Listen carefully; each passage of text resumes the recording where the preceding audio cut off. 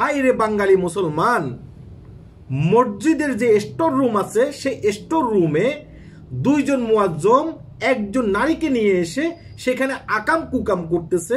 সে এলাকাবাসী বুঝতে পেরে এলাকাবাসী ধরে তাদেরকে টানি হিসড়ে সেখান থেকে বের করছে। এই ঘটনাটি ঘটেছে পাবনা জেলার চাকমোহর থানায় 29 তারিখে, মানে গত এই ঘটনাটি ঘটেছে। শুধুমাত্র দুই একটা মিডিয়া আপনার লেখনের মাধ্যমে সেটা প্রকাশ করেছে, ভিডিও আকারও সেটা প্রকাশ করে নাই, কারণ তারা প্রকাশ করতে সাহস পায় না, এই কারণে তারা সেটা প্রকাশ করে নাই। আর আমাদের বাংলাদেশের যেই আপনার আলেম সমাজ আছে, সে আলেম সমাজ এই জিনিসটাকে সেপে চলে যাওয়ার চেষ্টা করেছে। এই জিনিসটাকে কি করতেছে?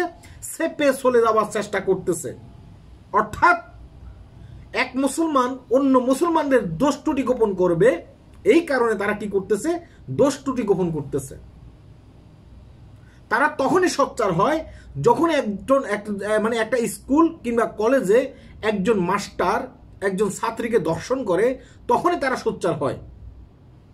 তখনই আলেম সমাজ বড় বড় ব্ল্যাকার হাতে করে রাস্তায় এসে প্রতিবাদ করে। যখন একজন হুজুর সেই মাদ্রাসারই একজন ছাত্র 6 থেকে 7 বছর বয়স তাকে বলাৎকার করে, এই হুজুরেরা কিন্তু সোচ্চার হয় না। আমি বলতেছি না যে স্কুলে যে মাস্টার যে ছাত্রীকে ধর্ষণ করেছে তাকে নিয়ে কথা বলা যাবে না, সেও সমানভাবে অপরাধী, তাকে নিয়ে অবশ্যই আপনাকে কথা বলতে হবে, আপনাকে প্রতিবাদ করতে হবে। তার পাশাপাশি আপনার যে সন্তানটাকে মসজিদের ইমাম কিংবা মুয়াজ্জম বলাৎকার করেছে সেটা নিয়ে আপনাকে কথা বলতে হবে। কিন্তু আমাদের বাংলাদেশে তার উল্টোটো। আমাদের বাংলাদেশে একটা মসজিদের ইমাম যদি কোনো একটা ভুল করে থাকে, ভুল না, একটা ছাত্রকে বলাৎকার করে থাকে, একটা মুয়াজ্জম যদি কোনো একটা ছাত্রকে বলাৎকার করে থাকে কিংবা দর্শন করে থাকে, সেটা নিয়ে কেউ কথা বলে না, কোনো আলেম সমাজ কথা বলে না। কারণ এক মুসলমান অন্য মুসলমানের দোষ ত্রুটি গোপন করবে, এই কারণে।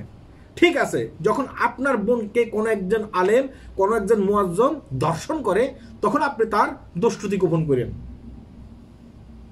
আর এটা যদি হয় আলেম সমাজের মূল থিমস, তাহলে তো কি বলবো, হাতে তালি দিই। আজ গত 29 তারিখে এই ঘটনাটি ঘটেছে। আজ পর্যন্ত কোনো আলেম কোনো মুয়াজ্জিন এটা নিয়ে প্রতিবাদ করতেছে না, কারণ এটা নিয়ে প্রতিবাদ করলে জাত গেল বলে জাত চলে যাবে। বুঝতে পেরেছেন? আল্লাহ হাফেজ।